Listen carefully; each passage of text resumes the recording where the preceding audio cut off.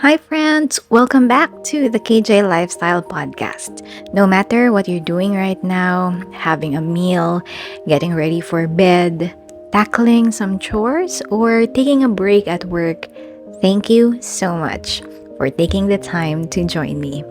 Today, I'm sharing a story with you, and it's not just any story, but one that comes from the Bible that I think will encourage you in your own journey as much as it has encouraged me. Today, I want us to walk through the story of Esther for this episode called For Such a Time as This. Okay, so let me tell you this story because it honestly sounds like something straight out of a drama series. Yes, it's the story of Esther, and if you've ever thought that the Bible was boring, trust me, this one is filled with plot twists, palace drama, and of course, inspiration. So, picture this. King Xerxes was ruling this huge empire that stretched from India all the way to Kush. It was a massive empire. And one time, he threw this over the top party that went on for several days. Like, imagine the most extravagant feast you've ever been in and multiply that by 10 or maybe, I don't know, 100. That's how rich and showy this king was. Now, here's where it gets messy. On the last day of the feast, when Xerxes was feeling a little too happy from all of the wine, he told his men, "Go get Queen Vashti, tell her to come and show off her beauty in front of everybody." So he wants to essentially flex his queen. And this is the king's command, right? But Vashti, she was like, nope, not happening. Can you imagine in front of all those powerful men, she refuses. And let me tell you, that shook the whole palace. The king's advisors were panicking, like, oh no, if the queen says no to her husband, every wife in the empire is going to start doing the same thing. That's what they thought. So they told Xerxes, you better make an example out of her. And just like that, Vashti was dismissed. She lost her crown. So now the king is queenless, and that cannot happen. He needs a new queen. And his attendants basically came up with this idea for an empire wide beauty pageant, like The Bachelor but Persia edition. They gathered all the beautiful young women from the provinces and brought them into the palace. Now enter our main character, Esther. She's this young Jewish girl. She was an orphan, actually. Her parents died when she was young, and she was raised by her cousin, Mordecai, who loved her like his own daughter. And when the king's men came to gather the women, Esther was, of course, taken to the palace as well. Now, here's something interesting. Mordecai told Esther not to reveal that she was Jewish, so she kept that part of her identity quiet. When Esther got to the palace, though, she stood out. The man in charge of the women, Hegal, immediately noticed her. She had this natural grace about her, so he gave her the best place, the best beauty treatments, and even assigned to her 7 attendants. Talk about getting pampered. Speaking of beauty regimens, listen to this. These women went through 12 months of pampering before even meeting the king. 12 months! 6 months with oil of myrrh and 6 with perfume and cosmetics. A full year-long spa treatment just to prepare to meet with the king. If you are a girl listening to this podcast right now, I think we deserve a full year long spa treatment, don't we? Now, going back to the story.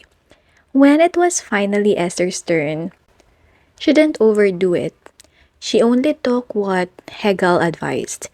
And when she walked in, she won everyone's favor. Even the king couldn't resist.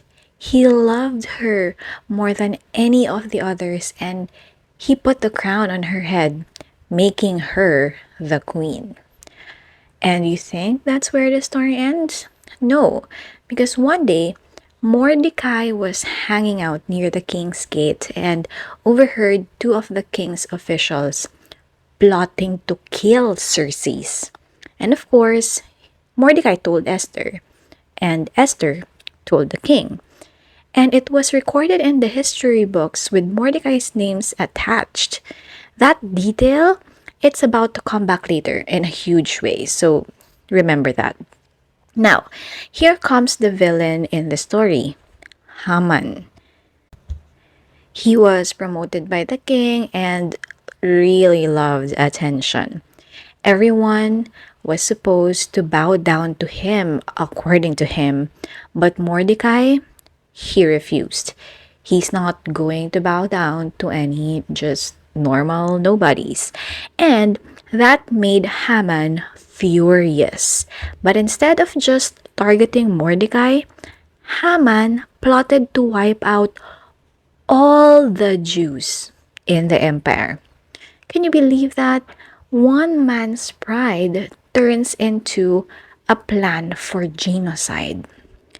Now, Haman convinces the king to issue a decree, and suddenly, all Jews are in danger. Mordecai mourns publicly, and he sends word to Esther saying, "You've got to speak to the king." But of course, Esther is scared. She is Jewish too.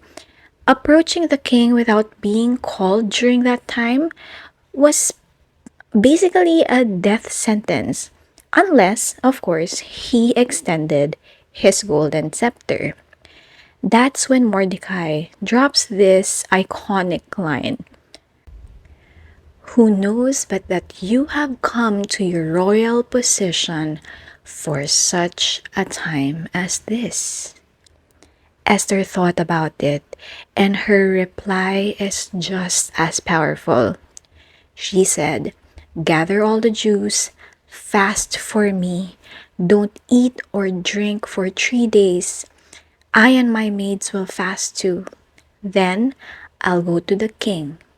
If I perish, I perish."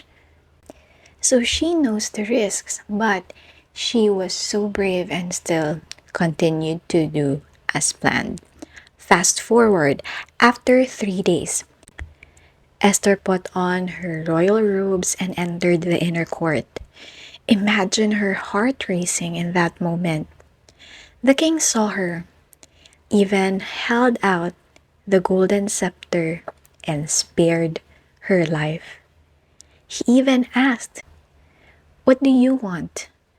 "Up to half my kingdom." But Esther played it smart. She didn't spill everything just yet. She invited the king and Haman to a banquet. And at the banquet, the king asked again, "What do you want?" And instead of telling him right away, she invited them to another banquet the next day. Meanwhile, Haman was still fuming over Mordecai. His wife even suggested building a giant pole, 75 feet tall, to have Mordecai executed. And Haman loved that idea. But here's where God flipped the script. That very night, the king couldn't sleep. He asked for their royal records to be read to him. And they came across the story of Mordecai exposing the assassination plot. And the king was like, "Wait a second, did we ever honor him for this?" "Nope, nothing." So the king decided to honor Mordecai. And here's the best part. The king asks Haman, what should be done for the man the king delights to honor? Haman, thinking that everything is about him, describes this whole royal parade: robes, horses, and all the works. And the king says, great, go do all of that for Mordecai. The irony hit Haman in the face. He had to parade his enemy around town, shouting about how the king delighted in him. Finally, at Esther's second banquet, she dropped the truth. She said, my life and my people's lives are in danger. We've been sold to be destroyed. So the king asked, who would do such a thing? And Esther directly pointed at Haman and called him this vile man. The king was furious. He stormed out, and when he came back, Haman was literally begging Esther for his life. The king saw this and interpreted it as him assaulting the queen. And that was the last straw. Haman ended up being executed on the very pole he built for Mordecai. And with the king's new decree, the Jews were allowed to defend themselves. On the day their enemies planned to destroy them, the opposite happened. The Jews won. That's why, to this very day, the Jewish people celebrate Purim to remember how God turned their mourning into joy through Esther's courage. What a beautiful story, right? And now that we've walked through the story of Esther, let's pause and talk about what this means for us. Esther's journey is a picture of what it looks like to navigate confusing and difficult transitions. She didn't start with certainty. She faced real fear and even a real disadvantage. She had to choose between staying safe and stepping into her calling. And isn't that where we often find ourselves? You might feel caught in between who you used to be and who God is calling you to become, between the comfort of what's familiar and safe and the risks of what's ahead. And Esther's story reminds us that God places us where we are for a reason. Even if it feels overwhelming, even if we don't understand it at the time, God's hand is guiding us. He is working behind the scenes. And just like Esther, stepping into that calling will often come with a cost.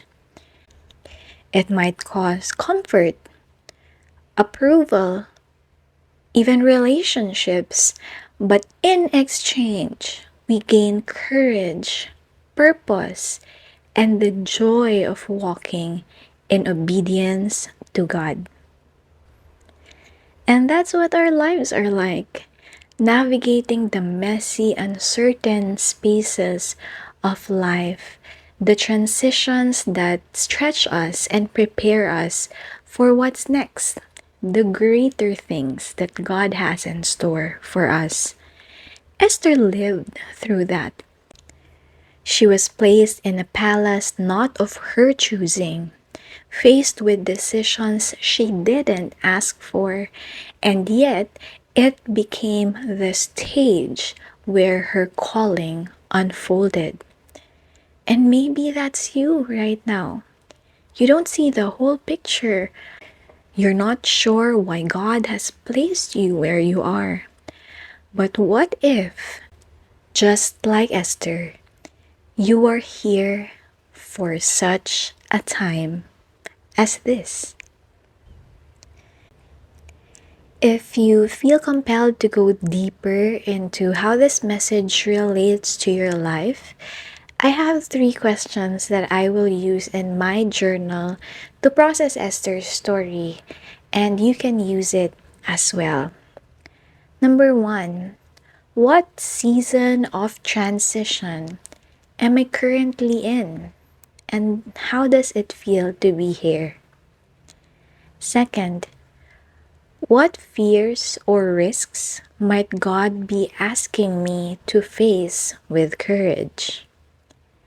And lastly, how can I practice faithfulness where I am right now, trusting that God has placed me here for a reason? If you would answer these questions and would like to share it to me, please don't hesitate to leave it in the comment, because I would love to know how God spoke to you through our story today. So, friend, you don't need to know the end of the story before you take the next step. Esther didn't. She just chose courage and obedience, and God did the rest.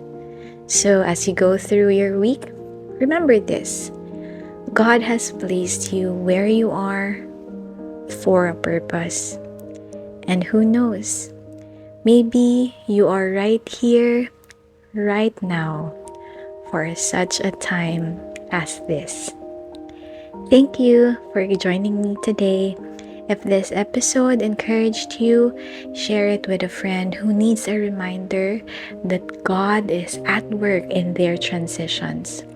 And please don't forget to follow or subscribe so you don't miss what's coming next. Until then, keep showing up, keep trusting God, and keep walking towards the calling He has placed for your life. This has been your girl KJ. Until next time.